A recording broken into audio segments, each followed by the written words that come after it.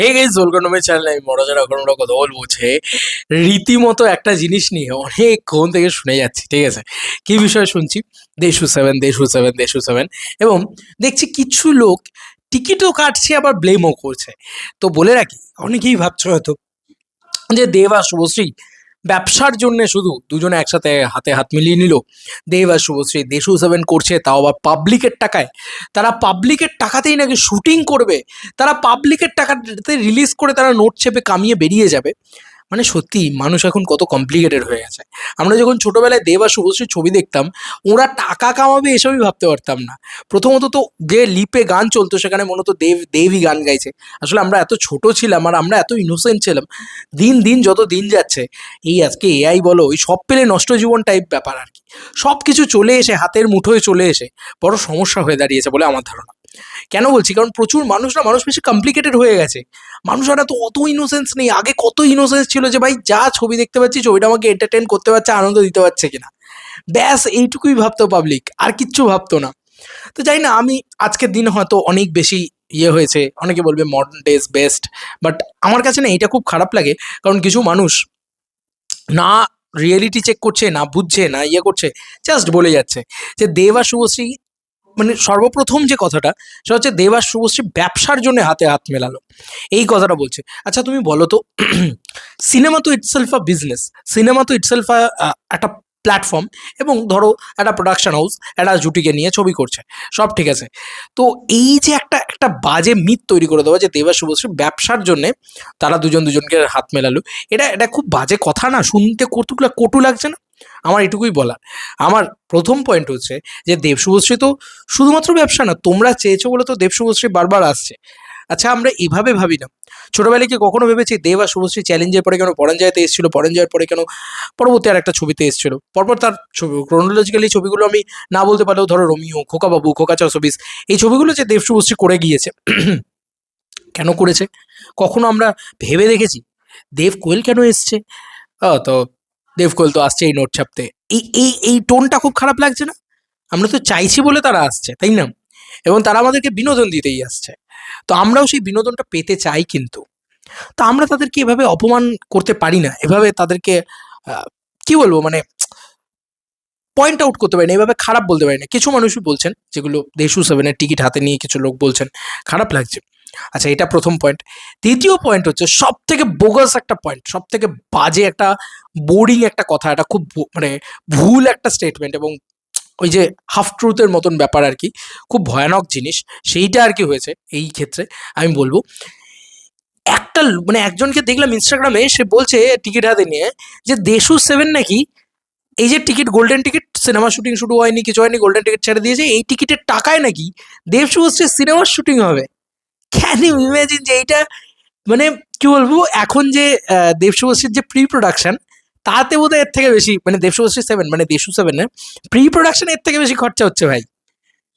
তোমরা কেন ইমাজিন, আমি তোমরা ভাবতে পারছো না হয়তো দেশু সেভেন কি হতে যাচ্ছে।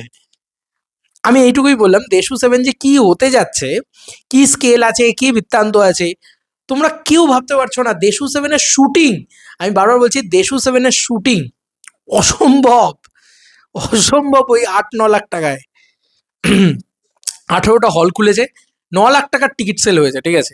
প্রডিউসার তার ভিতরে কত টাকা পাবে আই ডোন্ট নো, ঠিক আছে?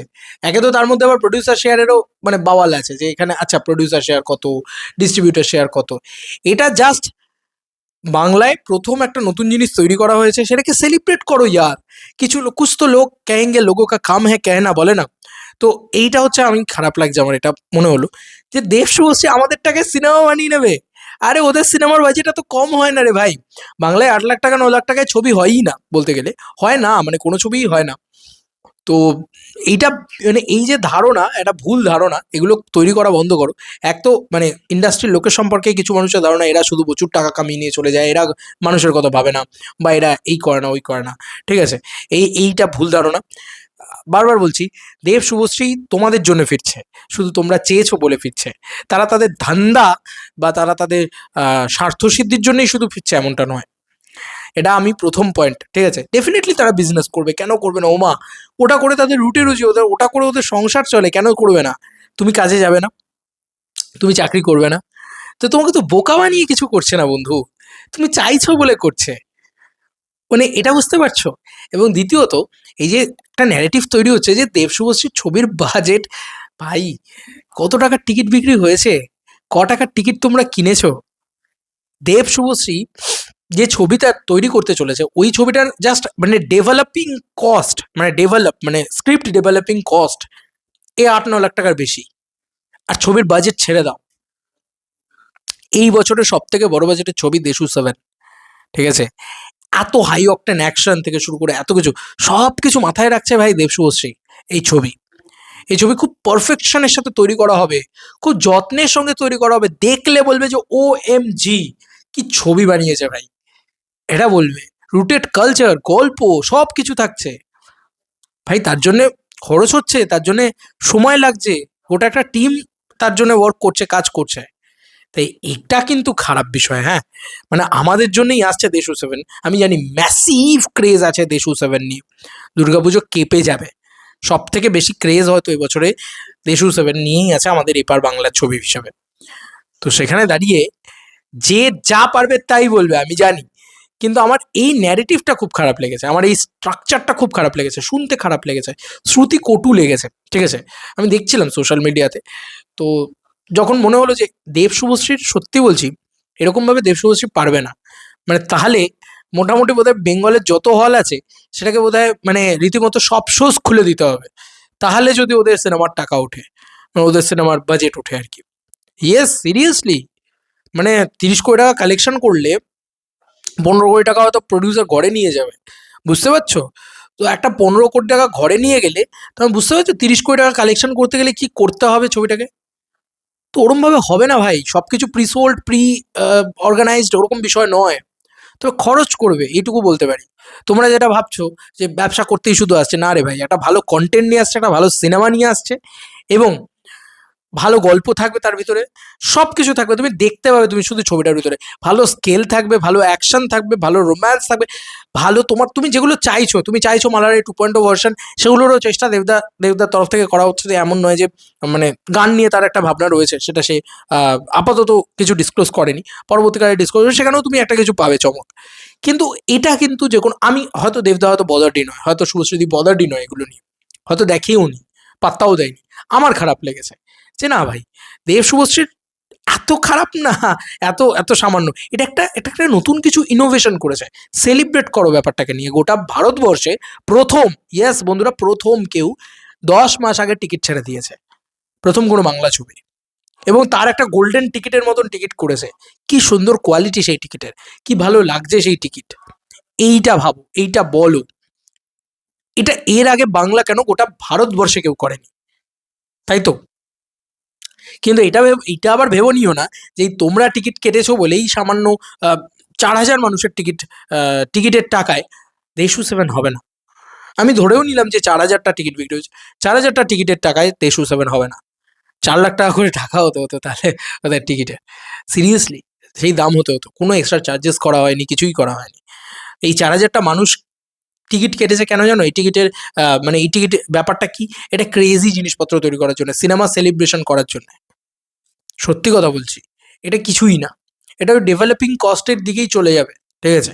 জাস্ট স্টোরি সব কিছু ডেভেলপ করতে, it is a big budget ছবি, হয়তো মেবি 7 থেকে 8 কোটি টাকা বাজেট হতে পারে এই ছবিটা, মিনিমাম বলছি, দেশু 7-এর বাজেট 7 থেকে 8 কোটি টাকা হতে পারে মিনিমাম, ঠিক আছে? তো যাই হোক, এটাই এটাই তোমাদেরকে বলার ছিল, দেশু 7 নিয়ে কথা হচ্ছে না, আপডেট নেই, দেবদার বাইক অ্যাম্বুলেন্স দাদাতে শুটিং টুটিং এগুলো নিয়ে বিভিন্ন আপডেটস আসছে, যে দাদা বিভিন্ন রকম কাজ করছে, খুব পারফেকশনের সাথে করছে, খুব যত্নের সহকারে বিভিন্ন আপডেটস বিভিন্ন জায়গা থেকে আসছে, এবং আগে বাইক অ্যাম্বুলেন্স দাদা আসবে, সেই ছবিটাও দেখে নিও কন্টেন্ট ওয়াইজ ছবিটা কোন লেভেলে যেতে পারে। তো দেবদা একটা ট্রাস্টের নাম, দেবদা একটা ভরসার নাম, তো সে তা তোমাকে ঠকাবে না। দেবদা বারবার কি বলছে, আমি এই জুটিটাকে নিয়ে গিমিক করতে চাই না, ঠকাতে চাই না মানুষকে, সলিড একটা কন্টেন্ট নিয়ে আসবে, বাস দেখে নিও। যখন কন্টেন্ট দেখবে না তখন ও মেমজি কি ছিল এটা, মানে আমি বারবার বলছি যে খাদানের বাপ কিন্তু কেউ বানাতে পারেনি, অনেক ছবিকে খাদানের বাপ বলা হয়েছে, কিন্তু খাদানের বাপ কিন্তু কেউ বানাতে পারেনি অ্যাকচুয়ালিতে। কে খাদান বানিয়েছিল, যে অরিজিনালি খাদানের বায়োলজিক্যাল ফাদার, সেটা হচ্ছে সুজিতেন্দ্র দত্ত। ঠিক আছে, সেই মানুষটাই খাদানের বাপ বানাতে পারে, কিন্তু দম কিন্তু সেই মানুষটাই ঢাকে। দেখা যাক, বাদ বাকি সময় বলবে। আর খাদান যদি এতই ওই বলে না যে একটা বিলো দ্য বেল্ট ছবি হতো, বা এত আহামরি কিছু ছবি না হতো, আজকে 2-2.5 বছর বাদেও খাদান নিয়ে এভাবে কথা হতো না। আজকে লোকে এখনো 1.5-2 বছর বাদেও এখনো খাদান খাদান খাদান খাদান করে যেত না। পাবলিকের সেই লেভেলে পছন্দের ছবি খাদান। যাই হোক, চলো বন্ধুরা, নতুন কোনো ভিডিওতে দেখা হবে, বাই বাই।